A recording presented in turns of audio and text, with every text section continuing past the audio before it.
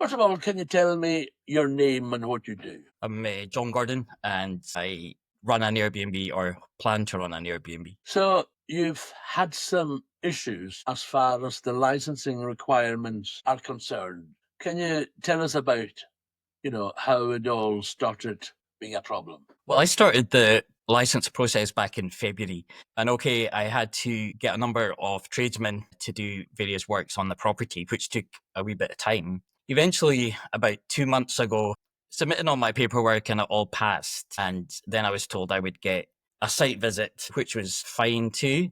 I had a site visit. The man who visited scrutinised the place, looked round it thoroughly, which is fair enough. And at the end of it, I was told that nothing he found would stop my license. And the small things that he did find would be part of an action plan, but that wouldn't hinder my license. And then that all changed the very next day. I got an email saying that my license was on hold because there was a bird's nest at the back of the building. There was a few vents that needed covers, and there was a cable running at the back of the building too, which I was told could electrocute people. It turned out to be harmless, and it was dealt with. Waited a wee while for obviously the bird's nest or the chicks to leave, which they did. But since then, there's just been different emails coming to me about different things that I need to do rather than actually a proper plan and a proper process. I just feel that I've been fed dribs and drabs of information, and some of them are realistic, some of them are unrealistic in terms of what I've been asked to do. But I just think the process needs looked at. Nobody's against having nobody wants a building that is not fit for purpose or does not meet health and safety requirements, because we would all have a problem with that if there was, say, a fire or something like that.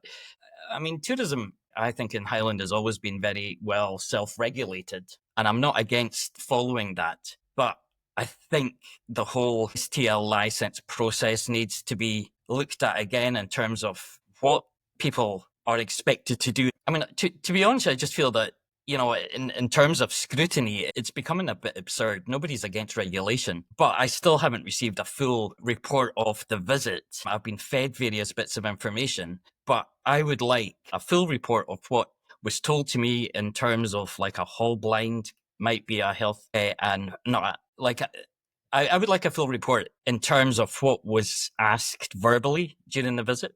Things like a blind in a hallway that could be a fire risk. I mean, my pictures stick out more than the blind, to be honest. If you can see that there's two pictures behind me, even down to my fire extinguishers, where I was told they could cause concern to children. I mean, they've been professionally mounted and they're all new. Company from Inverness supplied them. So I just think maybe some of the conversation was unhelpful in terms of what is expected in terms of STL licenses. I don't know if that answers your question. So is the problem that they're not consistent, or is it the fact that they're perhaps too focused on scrutiny, or something else? Is it incompetence, do you fear, or something else?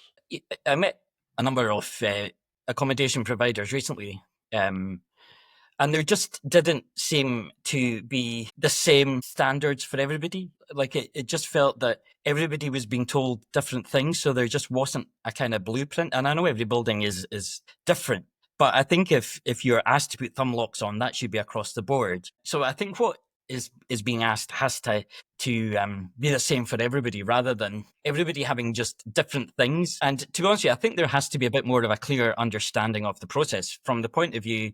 When all of my paperwork was submitted, I thought that was more or less you would be guaranteed your license. I didn't realize then there was going to be a whole pile of other stuff. And like I've said, I am fully compliant with health and safety and fire regulations. As a property owner, you want that.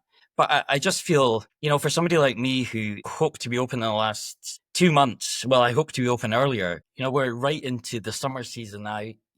Who knows when I'll get my license. So, I mean, that is affecting me, and it's affecting other people in terms of finance. And just, does it create confidence even in terms of people purchasing a property with the understanding that to pay their mortgage, their bills, that they would have to do bed and breakfast, which is tradition in Highland. So this could have a huge knock-on effect for even the property market. So I think it really needs to be really looked at in terms of what the expectation is. The rules have to be clear and the same for everybody. There has to be a kind of standard procedure. And of course, I understand that there might be things that people find in other properties that maybe somebody else doesn't have, i.e. like a bird's nest or a cable. But I think for me, the frustrating thing was my paperwork passed 2 months ago. I had a visit. The parting words were nothing that was found would hinder my license until the next day.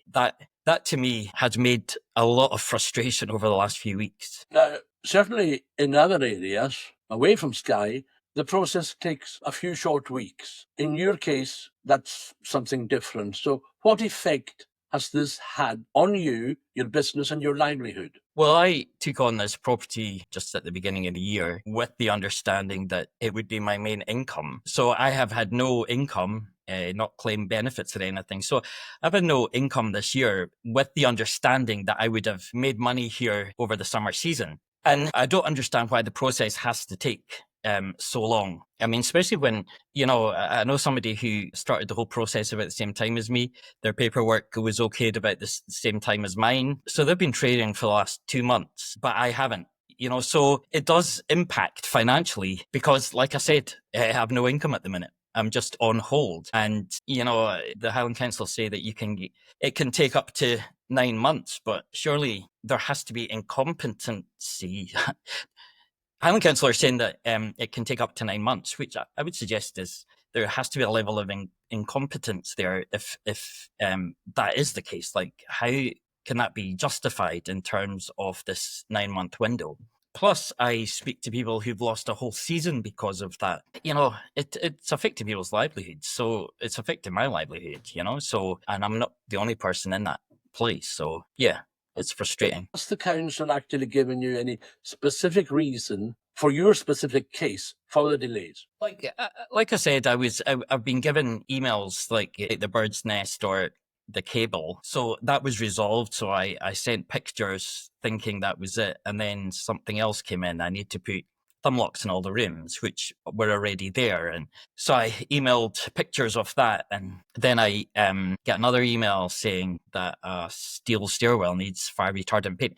And so it's just been dribs and drabs of information. If I had got a full report of everything that was needed, I would have just done that as quickly as possible. But so everything has been delayed because I'm getting the information in dribs and drabs. But like I said, and I have to re-emphasize it, is the fact that I was told nothing that was found would stop my license. And since then, it's just been a catalogue of getting emails about what I need to do next. And I'm not against doing stuff. It's the principle that I could have speed up a lot of the work if I had been given a report more or less straight away as to what was needed to satisfy the STL license process. How do you feel about it now? How hopeful are you that you'll be open by, say, the end of the summer season? To be honest with you, I don't know anymore when I'll be open. At this minute, I'm just not too hopeful in terms of when I'll get the license. I've got fire and rescue coming to look at the property next week. And again, that's something if I had known before now, I could have had an appointment long ago. So I think it's just, if people were just given the facts as to what they need to do or the process, so that could have been resolved a long time ago. Even if he was to find stuff, I could have done that, before now. So at the minute, it's just a waiting game, and I don't know how long it will take. I'm hearing other people are in a very similar place. People have been sharing their stories of delays and just waiting and just how it's impacting their finances.